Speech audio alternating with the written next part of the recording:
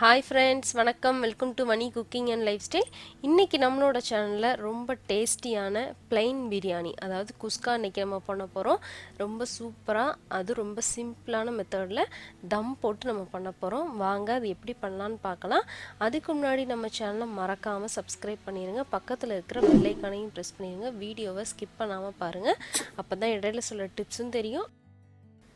இன்றைக்கி நான் குஸ்கா வந்து சீரக சம்பா அரிசியில் தான் பண்ணுறேன். அதை நல்லா கழுவிட்டு ஒரு ½ அன் ஹவர் வந்து ஊற விட்டுட்டேன். இப்போ நமக்கு பாத்திரம், அடிக்கணமான ஒரு பாத்திரம் வச்சுக்கோங்க. அதில் 2 ஸ்பூன் போல் எண்ணெய் சேர்த்துக்கலாம்.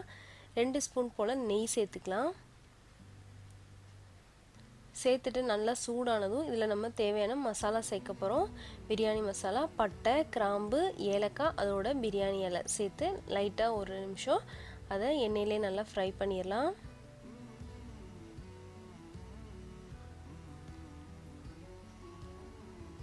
ஃப்ரை பண்ணதுக்கப்புறமா நம்ம நீல வாக்கில் இருக்கிற வெங்காயம் வந்து சேர்த்துக்கலாம். வெங்காயம் வந்து நல்லா ஒரு 6 to 7 மினிட்ஸ் நல்லா சிம்லே வச்சு நம்ம வந்து நல்லா ஃப்ரை பண்ணணும். அதோடவே நேராக கீறின மாதிரி 2 பச்சை மிளகாய் சேர்த்துருக்கேன். அதையும் நல்லா வதக்கணும். பாருங்கள், வெங்காயம் வந்து நல்லாவே சேஞ்ச் ஆகிருக்கு பாருங்கள். நல்லா ஒரு கிளாஸ் மாதிரி தெரியுதையா?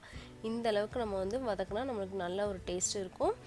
இந்த அளவுக்கு வதங்கினதுக்கப்புறமா நான் இஞ்சி பூண்டு பேஸ்ட் வந்து சேர்த்துக்கலாம். இதோட பச்சை ஸ்மெல் போகிற அளவுக்கு நல்லா நம்ம ஃப்ரை பண்ணிக்கணும். அதை பச்சை ஸ்மெல் போனதும் அதில் நறுக்கி வச்ச தக்காளி வந்து சேர்த்துக்கலாம். தக்காளியும் நல்லா வதங்கணும் உங்களுக்கு, அதனால் நல்லா நம்ம அதை ஃப்ரை பண்ண போகிறோம். அது குயிக்காக வந்து நமக்கு வதங்குறதுக்கு நம்ம உப்பு சேர்த்துக்கலாம். உப்பு சேர்த்தா சீக்கிரமாக வதங்கிடும் உங்களுக்கு. அதனால் கொஞ்சமாக உப்பு சேர்த்துட்டு தக்காளியை வந்து நல்லா வதக்கிடலாம். பாருங்கள், இந்த மாதிரி நல்லா வதங்கிடுச்சு இல்லையா? இந்த மாதிரி நல்லா வதங்கணும். நல்லா மசாலாலாம் ஒன்றா செய்கிற மாதிரி ஆயிருக்கு பாருங்கள். இந்த அளவுக்கு வதக்கிட்டு நம்ம இதில் நறுக்குன கொத்தமல்லியும் புதினாவும் சேர்த்துக்கலாம். சேர்த்துட்டு அதையும் நல்லா ஒரு நிமிஷம் நம்ம வந்து அந்த இதிலே மசாலாவோட வதக்கிடணும்.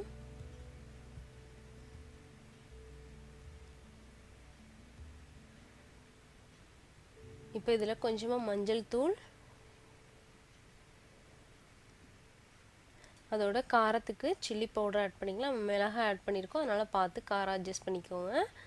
கூடவே வந்து பிரியாணி மசாலா இல்லைன்னா வந்து கரம் மசாலா ஆட் பண்ணிக்கலாம். சேர்த்துட்டு இது நல்லா ஒரு மிக்ஸ் கொடுத்துட போகிறோம்.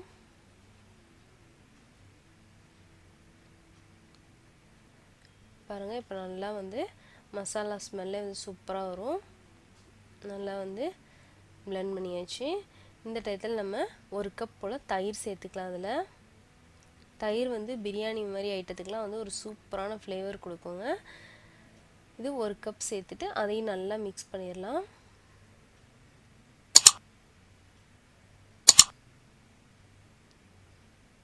பாருங்கள், நல்லா கிரேவி மாதிரி நல்லா திக்காக வந்துடுச்சு பாருங்கள். இந்த மாதிரி நல்லா நம்ம வதக்கிட்டு இதில் வந்து நம்ம தண்ணி சேர்த்துக்க போகிறோம். தண்ணி வந்து நான் வந்து 1.5 மடங்கு தண்ணி வச்சுருக்கேன்.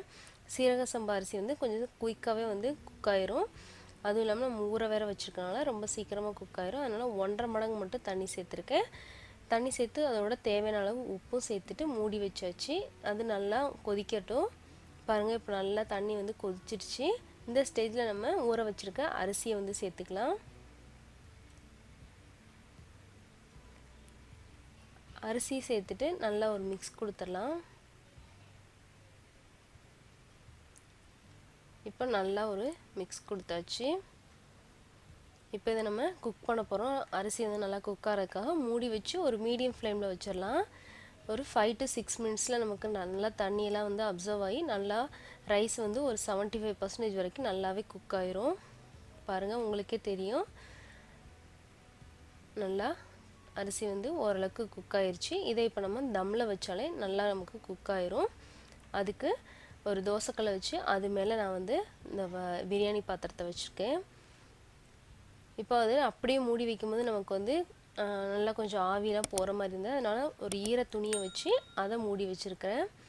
அப்படி பண்ணும்போது நமக்கு நல்லாவே வந்து தம் போடுறதுக்கு நல்லா இருக்குது. சாப்பாடு அப்படியே சூப்பராக இருக்குது, உதிரி உதிரியாக. பாருங்கள், ரொம்ப சூப்பராக ஒரு 12 மினிட்ஸ் வச்சுருந்தேன். எடுத்துட்டோம்னா நமக்கு இந்த மாதிரி நல்லா வந்து ரைஸ் வந்து குக் ஆயிரும். நல்லா உதிரி உதிரியாகவும் இருக்கும். இது சூடோடு இருக்கிறதுனால உங்களுக்கு சரியாக தெரியல. ஆறுனதுக்கப்புறம் பார்த்தா ரொம்ப சூப்பராக ரொம்ப உதிரியாக இருந்துச்சு. ட்ரை பண்ணி பாருங்கள் இந்த சிம்பிளான ரெசிபியை. இதுக்கு கொஞ்சமாக தயிர் வெங்காயமும் முட்டை வந்து லைட்டாக மசாலா போட்டு செஞ்சு வச்சாலே போதுமானது. நான் இன்றைக்கி எக்ஸ்ட்ராவாக ஒரு கொஞ்சம் கிரேவி வச்சு வச்சுருந்தேன். ரொம்ப சூப்பராக இருந்தது. ட்ரை பண்ணி பாருங்கள் நீங்களும் இந்த சிம்பிள் ரெசிபியை. உங்களுக்கும் கண்டிப்பாக பிடிக்கும். அப்படி பிடிச்சதுன்னா லைக் பண்ணுங்கள், உங்கள் ஃப்ரெண்ட்ஸ் அண்ட் ஃபேமிலிக்கு ஷேர் பண்ணுங்கள். நம்ம சேனலுக்கு மறக்காமல் சப்ஸ்கிரைப் பண்ணுங்கள். தேங்க்யூ ஃபார் வாட்சிங்.